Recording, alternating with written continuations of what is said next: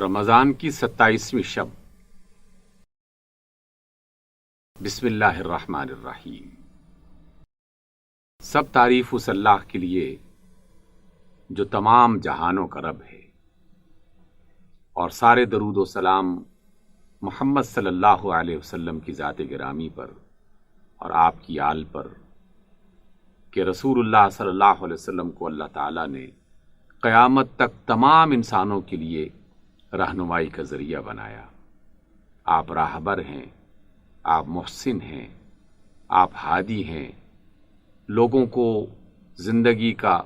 سلیقہ بتانے کے لیے اور صراط مستقیم پر چلانے کے لیے اللہ رب العزت نے آپ کو مبعوث فرمایا تھا۔ آپ نے قدم قدم پر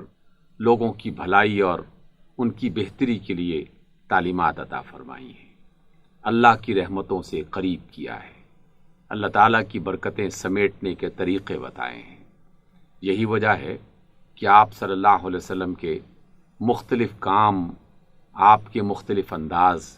آپ کے مختلف فرامین، یہی وہ طریقت ہے کہ جو انسان کو اللہ کے قریب کرنے کا ذریعہ بنتی ہے۔ اس اعتبار سے رمضان المبارک کی یہ گھڑیاں ہمارے لیے رحمت، برکت اور اللہ تعالیٰ کی مغفرت حاصل کرنے کا ذریعہ ہے۔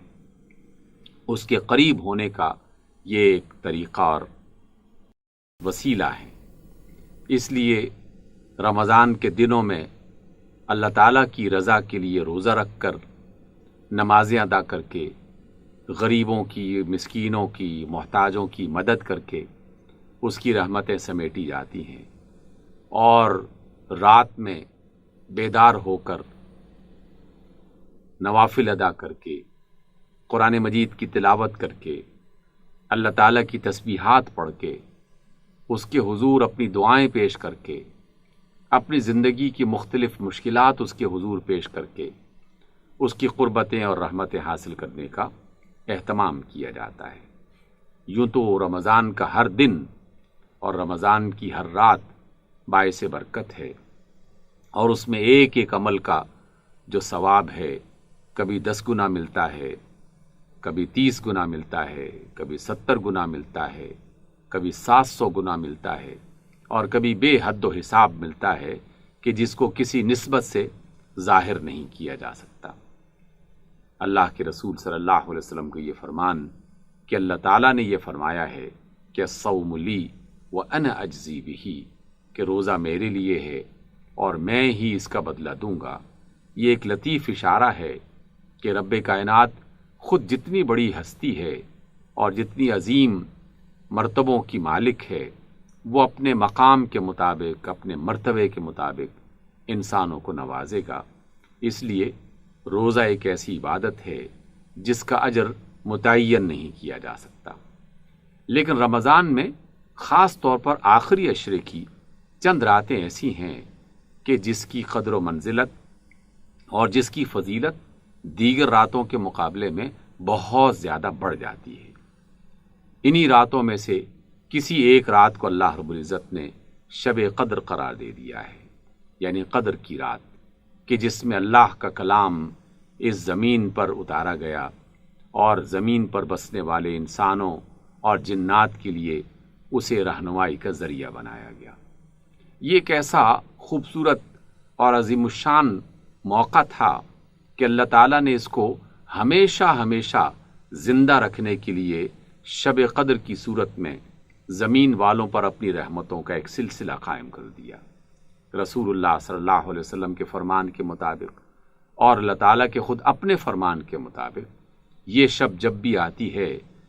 تو لاکھوں کی تعداد میں فرشتے نازل ہوتے ہیں۔ جناب جبریل جو تمام فرشتوں کے سردار ہیں، جن کا لقب الامین ہے، جو تمام انبیاء کی طرف اللہ کا کلام وحی لے کے آیا کرتے تھے، وہ بھی بذات خود زمین پر تشریف لاتے ہیں، اور اپنے پاکیزہ ساتھی فرشتوں کی صورت میں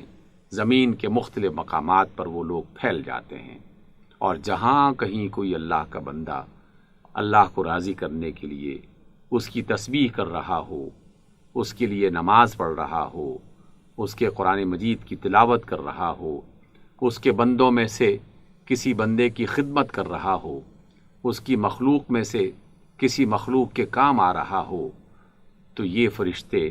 اس کے چاروں طرف پھیل جاتے ہیں، اسے اپنے حصار میں گھیرے میں لے لیتے ہیں، اس کے لیے مغفرت کی دعائیں کی جاتی ہیں اور اللہ تعالیٰ کی طرف سے ان کی بخشش کا اعلان کیا جاتا ہے۔ انہی شبوں میں سے ایک شب 27ویں بھی ہے، 27 رمضان کے بارے میں، جو کہ آخری عشرے کی طاق راتوں میں سے ایک رات ہے۔ مفسرین کا، محدثین کا ایک بڑا گروہ اس بات پر اتفاق کرتا ہے کہ جس شب قدر کا تذکرہ کیا گیا وہ 27ویں شب ہے، اور اس کے بارے میں بڑی مستند قسم کی روایات ہمیں بخاری میں، مسلم میں، دیگر حدیث کی کتابوں میں ملتی ہیں۔ ان روایات کو پیش نظر رکھتے ہوئے مسلمانوں کی ایک بڑی اکثریت 27ویں شب کو خصوصی طور پر بیدار ہو کر اللہ تعالیٰ کی عبادت میں اور اس کی رضا حاصل کرنے میں صرف کرتے ہیں۔ یقیناً اللہ کی قربت اور اس کی رحمتوں کو حاصل کرنے کے لیے جو کام بھی کیا جانا چاہیے اسے کیا جانا چاہیے، جو موقع بھی مل جائے وہ غنیمت ہے، جو لمحہ میسر آ جائے اس پر اللہ تعالیٰ کا شکر ادا کرنا چاہیے کہ اس نے نہ صرف زندگی دی بلکہ اس زندگی میں رمضان عطا کیا، اس رمضان میں آخری عشرہ اور پھر شب قدر کی صورت میں یہ فضیلت اس کے حصے میں لکھی، اور اس کے ساتھ ساتھ اسے یہ توفیق بھی دی کہ وہ بیدار ہو کر اللہ تعالیٰ کی رحمتیں حاصل کرنے کے لیے کچھ نہ کچھ عبادت کی شکلیں اختیار کر سکے۔ اس لیے یہ 27ویں شب اس کو سو کر نہ گزارا جائے، بیکار کاموں میں بسر نہ کیا جائے، بلکہ اس شب کو احتساب کی شب بنا لیا جائے، اس رات کو اپنا جائزہ لینے والی رات بنا دیا جائے۔ یہ سوچئے کہ میں نے پورے گزشتہ سال کیا کچھ کیا اور کیا کچھ نہیں کیا، کیا جو کرنا تھا وہ میں نے کام سر انجام دے دیے، یا جو نہیں کرنے تھے وہ کام میں کرتا رہا۔ یہ احتساب کی رات ہے، یعنی اپنا جائزہ لینے کی رات ہے، اس لیے اپنا جائزہ لیجئے۔ جس نے ایمان کے ساتھ اور احتساب کے ساتھ، یعنی اپنا جائزہ لیتے ہوئے یہ شب گزاری، تو اللہ رب العزت کا یہ وعدہ ہے کہ وہ اس کے گناہوں کو معاف کر دے گا، اس کی خطاؤں سے درگزر کر دے گا، اور اس کی آئندہ آنے والی زندگی کے لیے بہتر فیصلے فرمائے گا، کیونکہ یہی وہ شب ہے کہ جس میں آئندہ آنے والے سال کے بارے میں فیصلے کیے جاتے ہیں اور کیے جائیں گے۔ اس لیے اللہ تعالیٰ سے بہتر فیصلے کی نہ صرف دعا کی جائے بلکہ یقین اور امید بھی رکھی جائے، اور اللہ تعالیٰ کے حضور اپنے آپ کو پیش کرتے ہوئے یہ التجا کی جائے کہ اللہ ہم گناہ گار ہیں، ہم سے خطائیں سرزد ہوتی ہیں، لیکن ہم تیرے ہی بندے ہیں اور تجھی کو اپنا مالک اور مولا سمجھتے ہیں، تو بہترین مولا ہے، تو بہترین مددگار ہے۔ اس وجہ سے اپنے آپ کو تیرے حضور پیش کرتے ہیں، جس نے قیام کی حالت میں، رکوع کے عالم میں، سجدے کی صورت میں اپنے اللہ کو یاد کیا،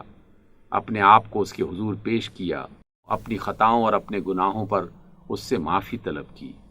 تو وہ رب ایسے بندے کو بہت پسند کرتا ہے اور اپنے فرشتوں میں باقاعدہ فخر کے طور پر اس بات کا اعلان کرتا ہے کہ دیکھو زمین پر فلاں بندہ مجھے پکار رہا ہے، وہ یہ جانتا ہے کہ اس کا ایک رب ہے اور وہ اپنی مشکل میں مجھے پکار رہا ہے۔ اس بنیاد پر اللہ تعالیٰ اس کے لیے بہتر فیصلے فرما دیتے ہیں۔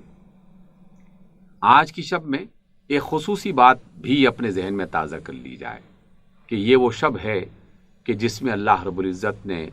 اس خطے کے رہنے والے لوگوں کو پاکستان جیسی دولت سے نوازا تھا۔ پاکستان ایک ایسا خطہ کہ جہاں مسلم اکثریت کے لوگ رہتے ہیں، یعنی 95% لوگ مسلمان ہیں، اور یہ مسلمان ایک اللہ کو مانتے ہیں، ایک رسول کو مانتے ہیں، ایک قرآن کو مانتے ہیں، آخرت پر ایمان ہے، جزا اور سزا پر ان کا یقین ہے۔ تو کم از کم ان تمام مسلمانوں کو کہ جنہیں اللہ رب العزت نے پاکستان کی شکل میں ایک خطہ عطا کیا ہے، اس پر اس کا شکر ادا کرنا چاہیے، اور اس شکر کے ساتھ ساتھ اس کے بارے میں سوچنا چاہیے کہ ہم اللہ تعالیٰ کی اس نعمت کے ساتھ کیا سلوک کر رہے ہیں۔ کیا واقعی ہم اس کی نعمت کا صحیح خیال رکھتے ہوئے اس کا شکر ادا کر رہے ہیں کہ نہیں کر رہے؟ کیا ہماری زبان سے، ہمارے کسی کردار سے، ہمارے کسی کام سے اس ملک کو اور اس ملک کے رہنے والے انسانوں کو نقصان تو نہیں پہنچ رہا؟ یہ ملک کہ جسے اسلام کے نام پر، اللہ کے نام پر، اللہ کے رسول کی محبت کے نام پر حاصل کیا گیا تھا، کیا ہم واقعی اللہ کو راضی کرنے کے لیے اس ملک کو اسی نہج پر چلا رہے ہیں، یا چلانے کے بارے میں سوچ رہے ہیں، یا بالکل دیگر ملکوں کی طرح جہاں پر کفر اور ظلم کی صورتیں موجود ہیں، ہم اپنے ملک میں بھی اسی ظلم کی صورتوں کو رائج کیے ہوئے ہیں؟ ہمیں اس کے بارے میں سوچنا چاہیے، کیونکہ اللہ تعالیٰ جہاں نعمت عطا کرتا ہے وہاں ناشکری کرنے والوں کو سزا بھی دیتا ہے۔ اس لیے اگر ہم نے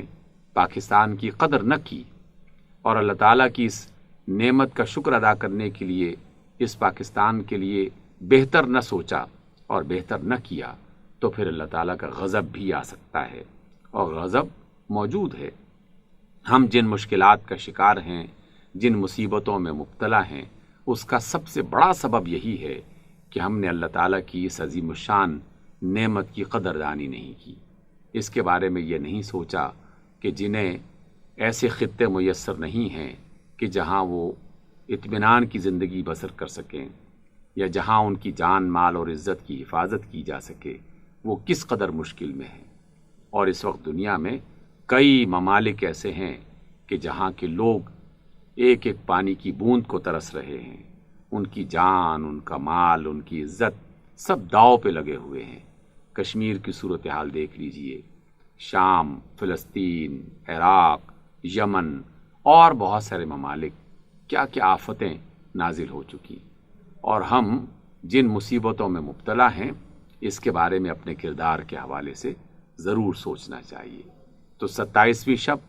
جہاں آپ اپنے لیے، اپنے بچوں کے لیے، اپنے کاروبار میں اضافے کے لیے دعائیں کریں، وہاں اس ملک کی سلامتی کے لیے بھی دعا کریں۔ نہ صرف دعا کریں بلکہ اپنے آپ میں یہ تہیہ کریں کہ کم از کم میرے کردار سے اس ملک کو نقصان نہیں پہنچے گا، اور جو نقصان پہنچانے والے افراد ہیں اور جو لوگ ہیں، میں ان کا مقابلہ بھی کروں گا، اور اس ملک کی سلامتی کے لیے جو بھی ممکن ہو سکے وہ میں کام سر انجام دوں گا۔ اس طریقے سے اگر ہم نے یہ شب گزاری تو اس بات کی توقع ہے کہ اللہ رب العزت ہم پر رحم فرمائے، ہمارے لیے بہتر فیصلے فرمائے، اور اس ملک کو موجودہ مصیبتوں سے نکال کر آئندہ آنے والی آفتوں سے محفوظ رکھے۔ اللہ تعالی ہمارے لیے رمضان کو باعث برکت بنائے، اس کی شبوں کو باعث برکت بنائے، اور خاص طور پر شب قدر کی نعمت سے ہمیں محروم نہ کرے، ہماری خطاؤں کو معاف کرتے ہوئے اس ملک کی سلامتی کے لیے ہمیں کردار ادا کرنے کی توفیق عطا فرمائے۔ آمین۔